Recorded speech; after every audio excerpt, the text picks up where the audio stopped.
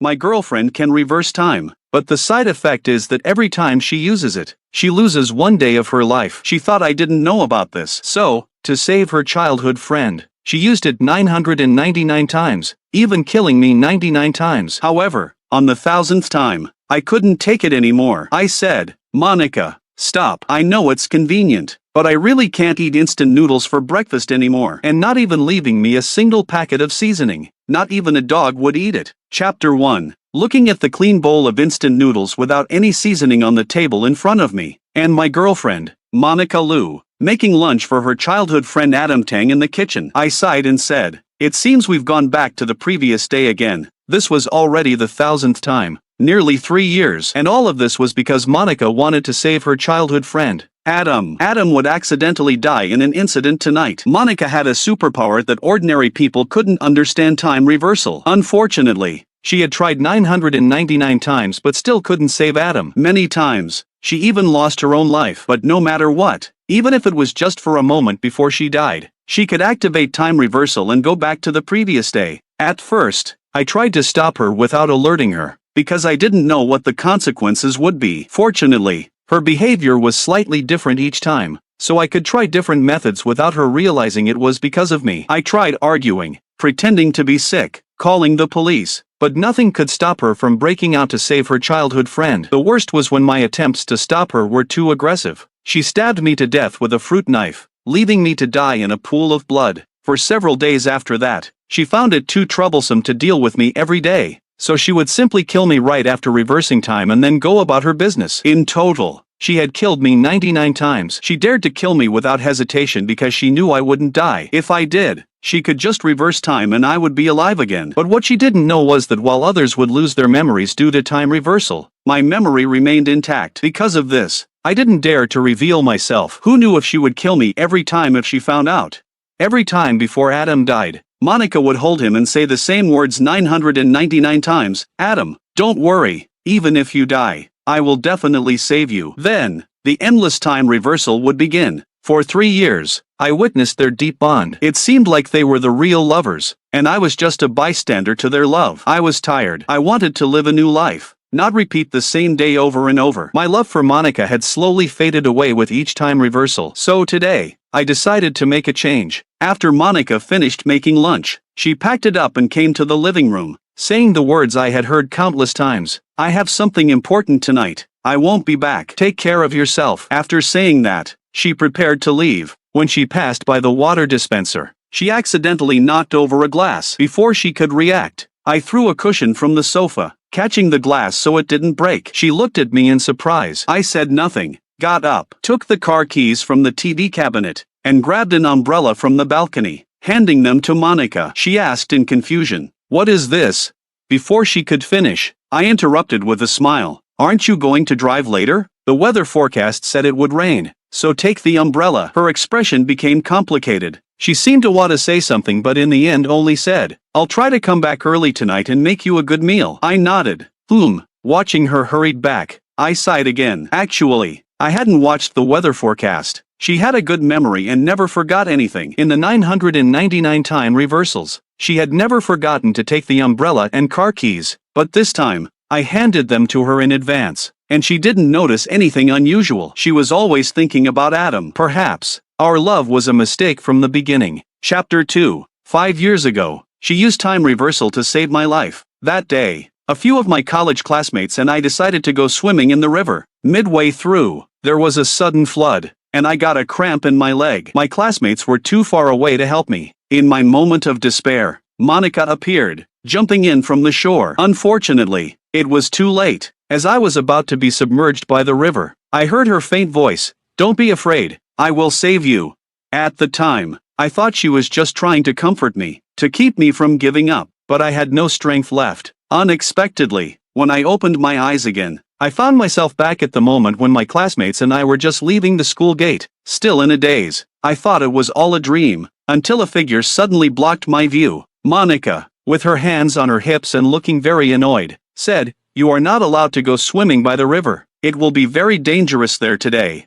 I was utterly shocked. My classmates didn't know her either, and we got into a big argument with her. accusing her of meddling in our business. Even though my mind was still trying to make sense of it all, my subconscious told me that she had saved me. So, I called off the swimming trip and promised to treat my classmates to a meal next time. And they didn't blame me. That evening, the news reported a sudden flood, and the river had risen by more than a meter. I then realized that everything I had experienced was not a dream. Monica indeed had the power to reverse time. Monica and I attended the same university. That night, I found her and expressed my gratitude. She patted my shoulder with a smile. I told you I'd save you, and I meant it. I understood what she meant. Only, she thought I didn't know. Gradually, I fell for her and began pursuing her. Everything went smoothly, and we ended up together, because she had saved me and was now my girlfriend. I treated her with all my heart. I was determined to be with her for the rest of my life. Unfortunately, Adam's appearance shattered that happiness. Although they were close and sometimes a bit too intimate, I trusted her. But when Adam died in a car accident that night, a rift formed between us. With countless time reversals, that rift only grew wider. Until today, we had always been seen as an enviable couple. Although it had only been a day, we had actually lived through 999 days together. Those 999 days, because of Adam, I was scolded, dumped, and even killed by her. My heart had long died in this endless cycle. Chapter 3. I checked the time. There were still a few hours left. I finished my bread and milk. Having eaten this meal 999 times, it had lost its taste. After eating, I habitually tidied up the house. Then I packed all my belongings, leaving only a photo frame of me and Monica. It was taken on our 3rd anniversary. She was holding me, her head resting on my shoulder, smiling happily. I remember her saying to me that day, "With me here, you'll always be safe. No danger will come to you." I joked, "What if it's you bringing the danger?" She half-jokingly replied, "I can reverse time. I can correct any mistake I make. I saved you once. I can save you for a lifetime." I hugged her with a smile. "Okay, I'll protect you forever, so you can save me for a lifetime." Looking back, the promises made during the honeymoon phase are not to be taken seriously. When she stabbed me again and again to save Adam, I knew our relationship had reached its end. Perhaps her ability could allow her to correct any mistake she made, but that was for others. If I were like any ordinary person, knowing nothing, perhaps I would still love her now, but I am also thankful. Otherwise, I would have been kept in the dark my whole life. I took out the photo from the frame and tore it in half, placing her half back. I erased the last trace of myself in this home. Finally, I lay on the sofa, savoring the last bit of the home scent with Monica. I didn't want to fall into the endless loop again. This time, I wanted to help Monica. She had saved me once. I would help her save her childhood friend once, to repay her kindness. At the same time, it would free me. 3 hours later, I took my suitcase and went to the garage. I drove to Adam's company building. Monica was pacing back and forth at the entrance, looking very anxious. Adam's phone would be off today, and no one could reach him. When Adam arrived at the company and got out of the car, it would explode immediately. There was a bomb planted under the car. In the past 999 attempts, Monica had tried countless methods. She could never reach Adam, so she never managed to save him. As soon as Adam died, Monica would reverse time again. If only Monica had thought things through more and investigated the situation thoroughly, she could have saved him. Maybe this is what they call swept away by love. Seeing Monica at the entrance, unprepared, I knew that in a few hours, she would go back to noon today again. I parked my car and walked towards her. Seeing me, Monica was stunned, a hint of panic flashing across her face. Why are you here?" I handed her a jacket and said, "You forgot it's going to rain today. It will get cold. I brought you a jacket so you wouldn't catch a cold." She took the jacket, a bit guilty, and said, "Thank you." Chapter 4. She probably didn't expect me to come here, because she never told me where she was going, but she still didn't notice my unusual behavior. However, it didn't matter anymore. I looked at her and smiled. When did we become so distant? Saying thank you? She was stunned again, not speaking. I didn't pay her any more attention and instead got a box out of the car. Seeing this, she frowned and asked, "What's that?" I shook my head. "Nothing, just something I'm delivering for a friend at this company." Her mind was still on Adam, so she didn't think much of it and just told me to go back. But I shook my head, looked at my watch, and said, "I'll stay with you. You never know what might happen, right?" She looked at me, a hint of surprise in her eyes, but the next moment, she said coldly, "I told you to go back, so go back." I didn't respond and just leaned against the wall of the building behind me. "Crazy," Stay if you want. If anything happens, don't expect me to save you. She yelled at me a few more times, but seeing no reaction from me, she gave up. After all, she could reverse time as long as she found a way to save Adam. Even if I died this time, she could just start over. She no longer cared about my life or death. The person who once said she would save me for a lifetime ended up hurling insults at me and even tried to kill me. How could she care about one more accident? Before long, a few people Monica had called arrived, reporting to her. They were the ones she had tasked with investigating who was behind Adam's setup. Each time, she arranged for people to investigate from different angles. But with only one day and before anything had happened, what could they find? Seeing the frown on Monica's face, I knew she had failed again. Finding nothing, not long after, it was 8 in the evening. A black sedan approached from a distance. It was the car Adam was in. Monica naturally saw the car too. As soon as it stopped, she rushed over. Adam, run, there's a bomb. Adam frowned as he got out of the car, not yet understanding. The driver, realizing someone was warning them, knew they might have been exposed. He immediately climbed from the driver's seat to the back, pulled out a gun, and took Adam and Adam's company's boss hostage. Don't come any closer. If you do, I'll kill them. Monica immediately stopped. The company's security and bodyguards, seeing their boss being held hostage, quickly surrounded the scene. Monica, looking at the hostage situation, shouted anxiously, "Don't hurt him, I can give you money, whatever you want." The hijacker driver sneered at Monica, "Anything? Then strip down and let me see." Monica hesitated for a moment but then prepared to undress. After all, she wasn't afraid of social death, because she could start over countless times as long as she found a way to save Adam. Everything else was trivial. This scene had played out countless times. Chapter 5. Every time Monica took off her clothes, the hijacker driver would make her do even more outrageous things, and she complied each time. She seemed to have entered a dead end, convinced that only by doing this could she save Adam, never considering other methods. To go to such lengths for one person, I didn't know whether to admire her or despise her. Wanting to save someone isn't wrong if it's truly for saving someone. I don't see anything wrong with reversing time, but her method of salvation was achieved by hurting me. She saved Adam 999 times and hurt me 999 times. If she had told me about this from the beginning, would I have let her watch a life slip away before her eyes? After all these times, I've come to understand that, in her heart, I am indeed worthless. I opened the box and then walked to Monica, who was about to take off her clothes, and grabbed her arm. "You don't have to take them off." Monica struggled but couldn't break free from my grip, and she yelled at me, "What are you doing? If I don't take them off, Adam will die." I said calmly, "He won't die. The hijacker doesn't have the capability to kill him." My words infuriated the hijacker. He pulled out the remote control to detonate the bomb from his pocket with his other hand. "Damn it! See if I have the capability or not. There's a bomb under the car. Not only will they die, but everyone here will die too." Monica panicked and shouted, "No, I'll take them off." Monica tried to break free from my hand, but how could her strength match mine? She couldn't break free at all, so she used her other hand to slap me across the face. "Enough, let go." Half of my face burned with pain, but it was nothing compared to the pain in my heart. I sneered, "You're my girlfriend. Would I let you strip in public and let other men see your body?" Monica pushed me, and only then did my hand loosen. She immediately said, "Then let's break up right now. I'm no longer your girlfriend. It's my body, and I can show it to whoever I want."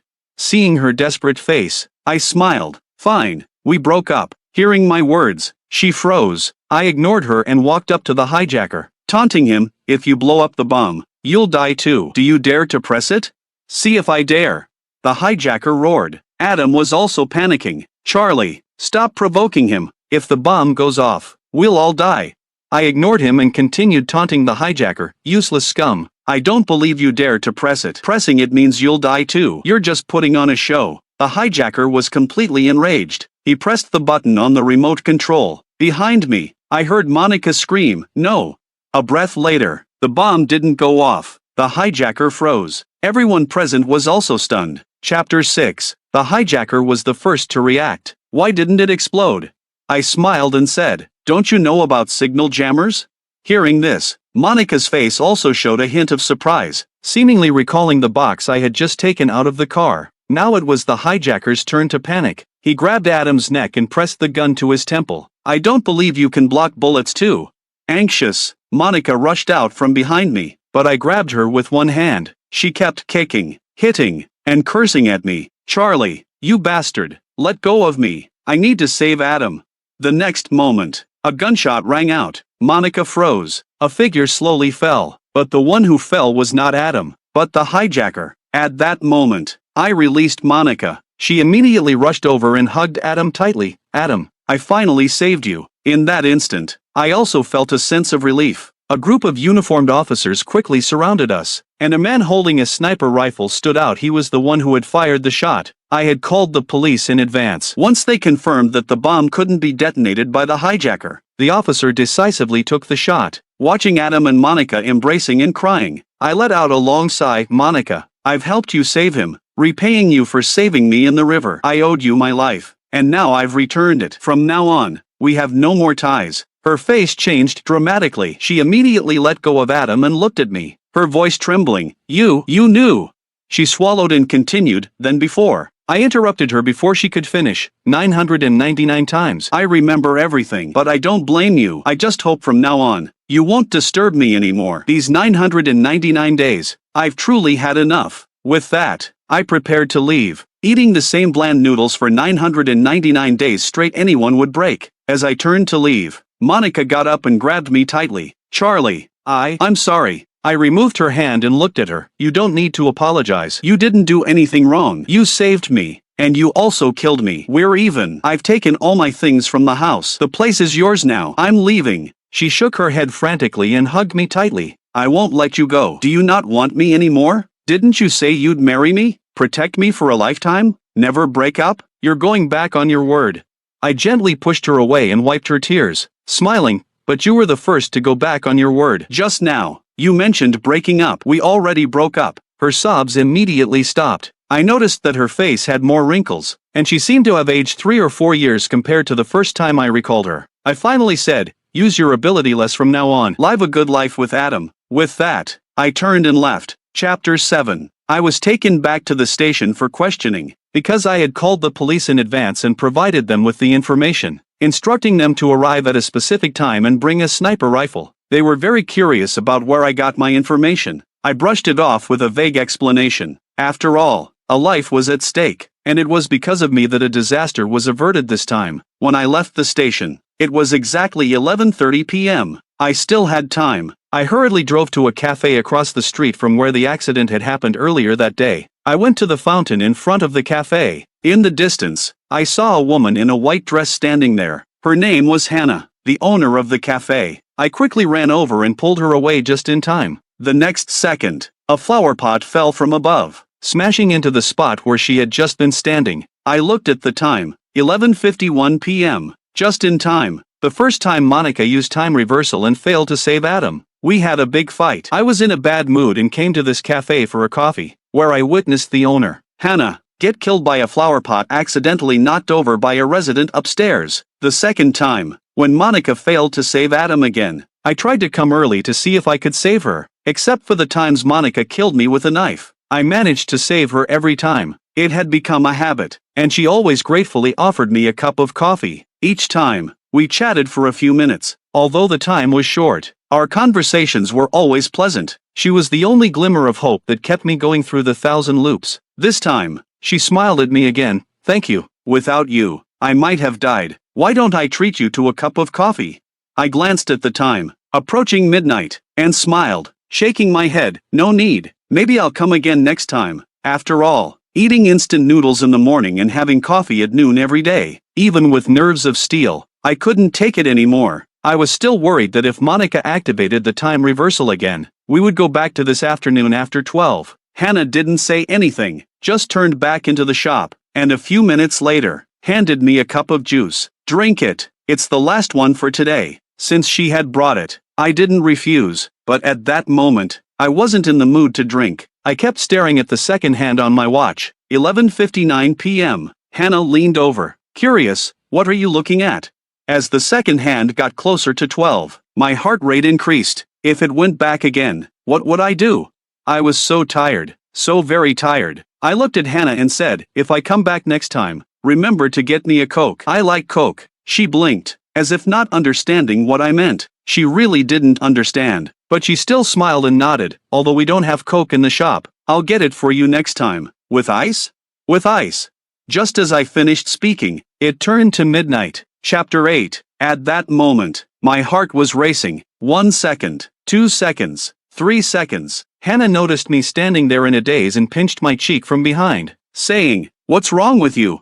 I snapped out of it, seeing that nothing around me had changed, and I was overwhelmed with excitement. As long as it was past midnight and into a new day, time reversal wouldn't work anymore. Time reversal could only go back to the same day. I had heard Monica mention this once during one of her reversals, so even if Monica used it again, it would only revert to today, and she had no reason to use it anymore since she had already saved Adam. I happily gulped down the juice in my hand. It was sweet, much sweeter than coffee. Today would finally not come again. Then, excitedly, I grabbed Hannah's shoulders and laughed. "I'm not coming back. Not coming back again." Hannah frowned and asked, "Why? Is it that you can't stand me? Or can't stand my shop? Or do you think the juice here is bad?" I was stunned for a moment, then smiled apologetically and said, "No, it's not that kind of not coming back. It's hard to explain. Anyway, I'll come to your shop often from now on. Just no more coffee. I'm sick of it. I want Coke. With ice." Only then did Hannah smile again. I hadn't been happy for more than a few minutes when a voice suddenly came from behind me. "Charlie, can we talk?"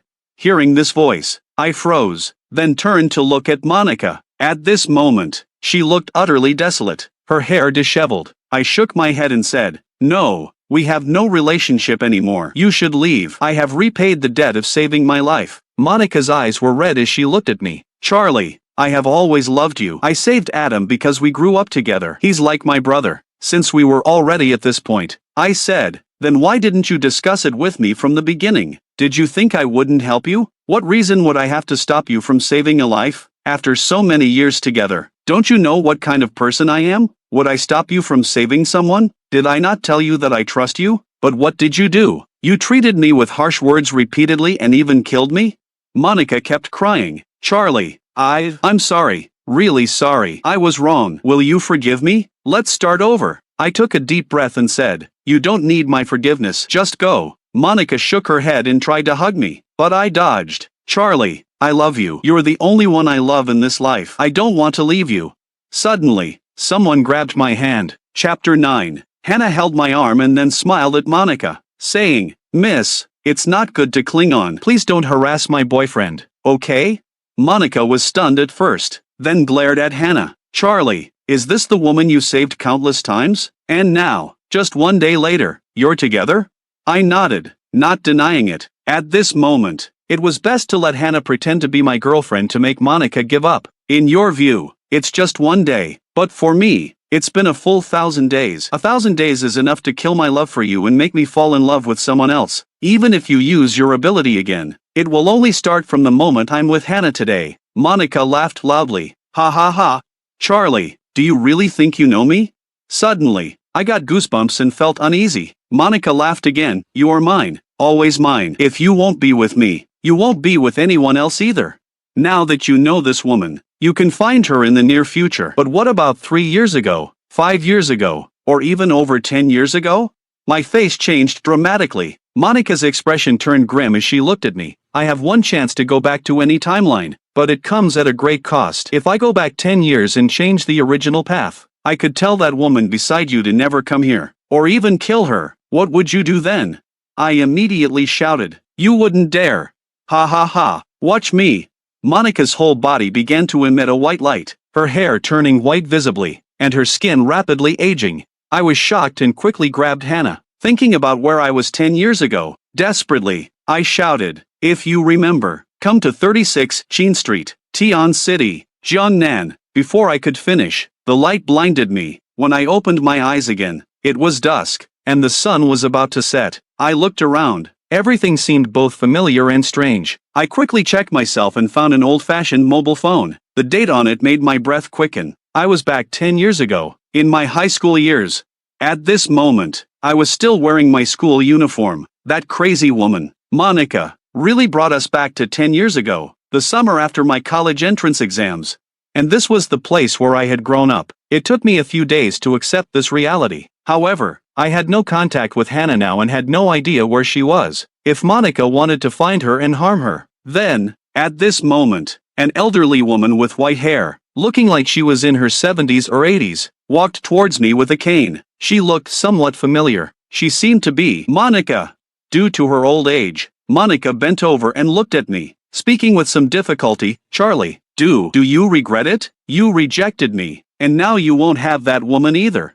I wanted to punch her, but with her current age, one punch might kill her, so I restrained myself. Chapter 10. Monica, you successfully made me hate you. Monica trembled all over, leaning against the wall, and her cane fell to the ground. Hi, R.O. I'm sorry, I just love you too much. I have a way to go back, but only if you agree to be with me again. Then I can use that ability again. Enough, I roared, my fist stopping just an inch from her face. If it weren't for your current state, I would have definitely punched you.